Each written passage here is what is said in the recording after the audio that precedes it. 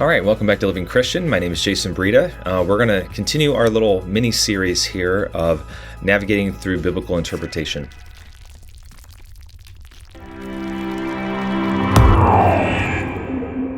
If you're new here, just so you know, this channel is solely focused on helping people know the Bible and how to counsel from it.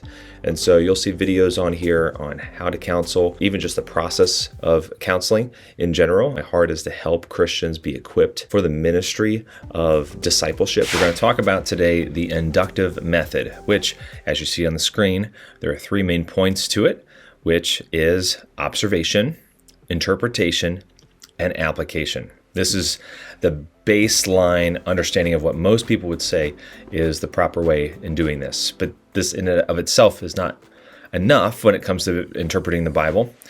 But these three main steps at a high level are very helpful to know. Okay, so the goal of observation is to ask as many questions as you possibly can. The next slide we're going to go into, we'll talk about what good questions you can ask.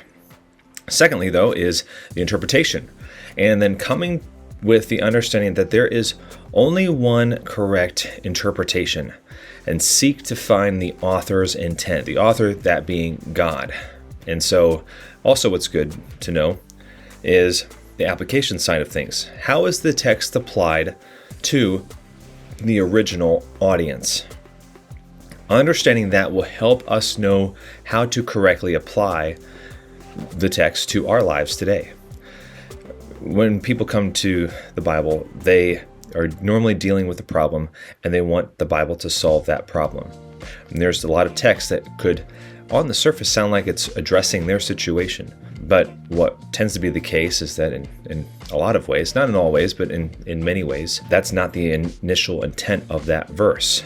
And there could be debate on whether that's right or wrong. I would always lean on the approach of like, okay, the scripture gives us everything for, 2 Peter 1:3, everything that we need for life and godliness found in the scriptures. So that being said, there are principles and applications and commands and so on that are going to help us navigate to what we need. But always try to seek the God's intent for the original audience and how the original audience of the text would have received what God was instructing them to do or what he was saying to them. From there, we find out what's their application. That'll better translate now to how do we apply that to our lives today. And there's a lot of crossover, but that's the best way to do this. Now, when it comes to questions, here are some top questions that you can ask. Who is writing? It's very important. How would the original audience understood the message and the intent? What is the genre that we are in? Are we narrative? Are we poetic? Are we prophecy, apocalyptic? Are we in gospels? Are there parables? What's the genre? Who is the audience? And then are there any other passages that address similar issues? And what are the key words, commands, and the covenant in which it is in? All right, so beyond this, these are some great questions to ask when you come to the text. And you're probably like, for some, you might be like, this is not enough. We got to be asking more questions. And for others, you might be like, oh my word.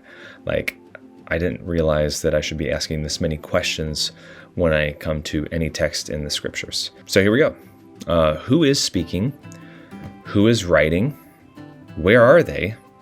Who is the original audience? What are the cultural conditions, the cultural considerations that we need to take into account?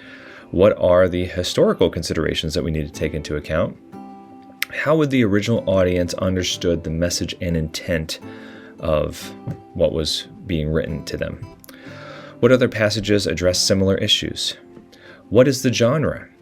What does the passage say? It seems like a no-brainer, but believe it or not, there's just some people that they don't see the plain text as it sits sometimes. So just what does the text actually say? What covenant is the text within? Are we talking old covenant, new covenant? There's different ways to understand things because of the covenant that we are in. What commands are in the text?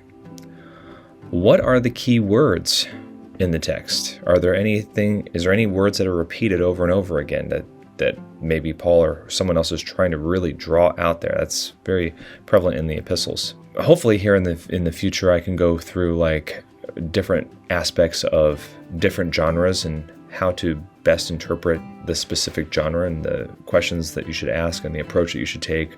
But again, this is very entry level. It's next level from my previous videos I did like some 5+ years ago. All right, so is there any language that's hyperbolic? Is there any hyperbole that's going on in the text? How, and that's hard to figure out sometimes, just so you know. How is the text understood within the book, and then how is that book and the text understood within the whole narrative of the Bible? Super hard to figure out sometimes. Is it figurative or is it literal? What are the sequencing events? Also good to ask. What is the central idea of the passage?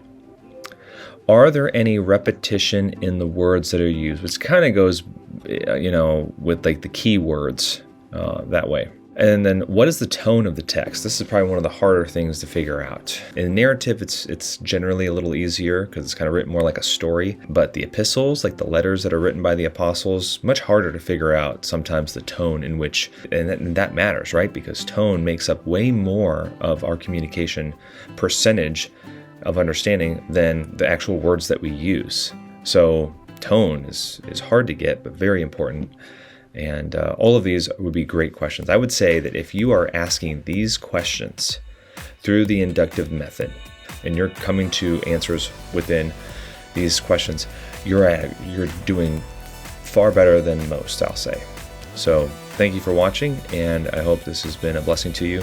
If you're new to the channel, please like, share, and subscribe. Much more to come. Thanks so much. God bless. Take care.